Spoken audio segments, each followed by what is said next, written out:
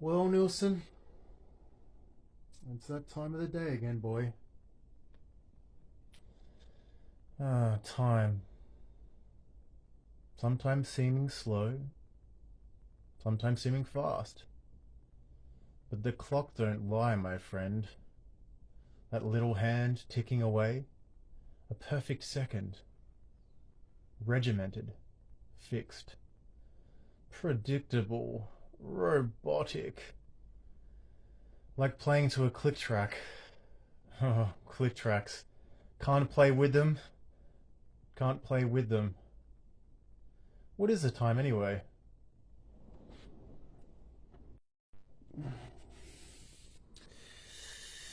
Let's see. What the?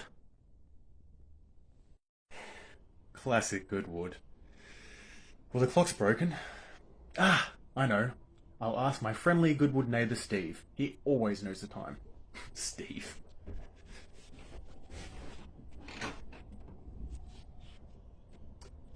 Hey Steve, have you got the time? Mate, do I look like a fucking clock to you? You fucking dickwitch? Kill yourself. Thanks, Steve. Classic Goodwood. Oh, Steve. Let's try to fix this clock. Surely nothing a good old tap can't fix. Am I right?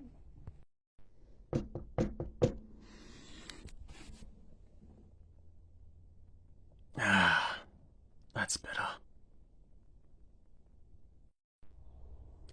Hey, today's lesson is about combining a new interesting chord shape that's not the normal G, D, C boring shit that everyone's heard before. New flavor.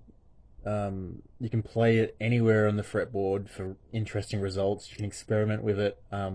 It's using three fingers. It's super easy, comfortable shape.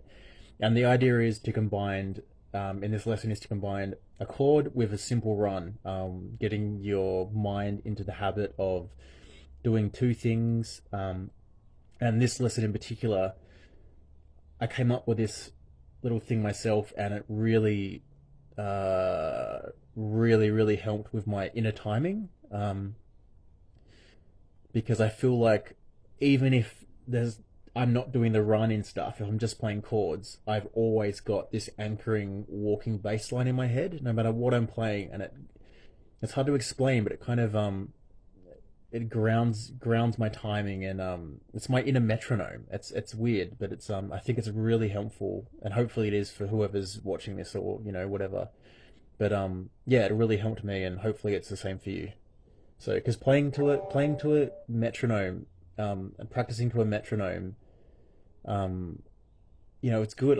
I'm not saying it isn't, but it's not for everyone, and it's really frustrating for some people. And the same thing with playing to a click track.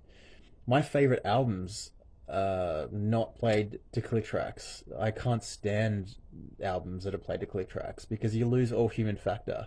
My favorite albums fluctuate like temperature and swing like Tiger Woods, baby. Like, you know what I mean? Like, ugh, click tracks. Anyway, I'm gonna stop ranting with this. This is the shape, made famous by Jimi Hendrix, I guess, in Purple Haze. This is a basic variation of that chord. Um, Also in a lot of James Brown songs, early jazz, you'll see it come up. Yeah, early funk. And just, yes, John Frusciante plays it in a few Chili Pepper songs, I'm pretty sure. Yeah, just comes up every now and then. But it's a cool chord, and I think Jimi Hendrix probably made it famous in Purple Haze. But this is a basic variation of that. It's not quite the same chord. Okay, so on the A string, your second finger on the 7th fret of the A string, right? Your first finger on the 6th fret of the D string. So far you've got... Your third finger is on the 7th fret of the G string. So 7, 6, 7. That's what it sounds like. And you can play the you can play the low E string as well because it's an E chord. Really nice. The cool thing about this chord shape is if you move all your fingers up one, every finger in this shape, You're using the same shape, but you're moving everything up one, this way to the top. You got a B chord, so everything up. All nice B, right? Back to E, so down one, everything down. Up, B. If you move this same chord shape 2 frets down, you don't even have to lift your fingers up or move them. You've got an A chord. Down one, so your top finger will be on the 5th fret. So down one, down two, you've got an A. That's 3 chords using the same shape, right? Really nice sounding chords too. Because there's so many songs with G, D, A minor, E minor. It gets kind of boring. But the ear likes to hear new shapes and variations and flavors, I think. So you've got 3 chords. E, B, A. You could play a 12-bar blues with that. E, A, E again, B, E, A,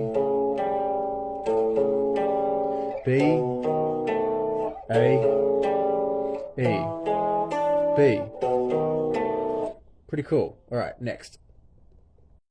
Cool. Now the idea is I'm going to teach a little run that combines playing a chord, playing one of those chords, and then combining it with a little run. So your brain's doing 2 things at once. You've kind of got this walking bass line, and you've got a chord. So you're essentially playing two things, right?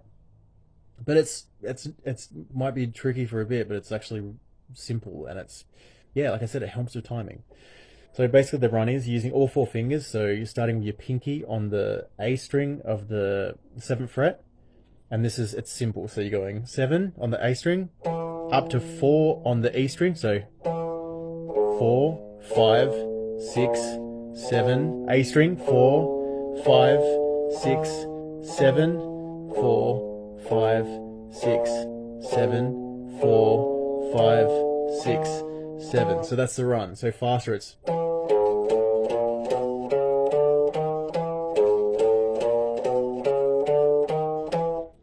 reminiscent of like probably reminds you of like double bass, or it reminds me of casinos, hence casino licks. I just hear casinos when I hear that. It's like a big double bass, double bass line, like a jazzy bass line.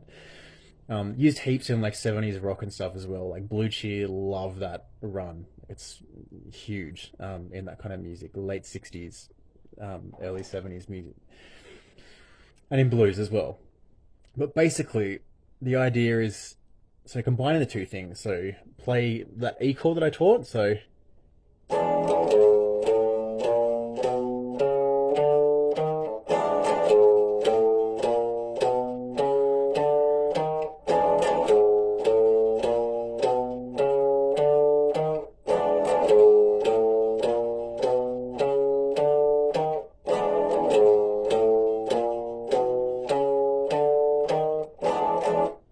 like that. And you see what I mean with that timing? It kind of even though you're playing by yourself, it gives you a sense of where that chord needs to be. It's there's movement, and it really helps to yeah, it just works on your inner timing. And the best thing is, once you start doing that, if you're just playing the chords, you can hear that. You don't have to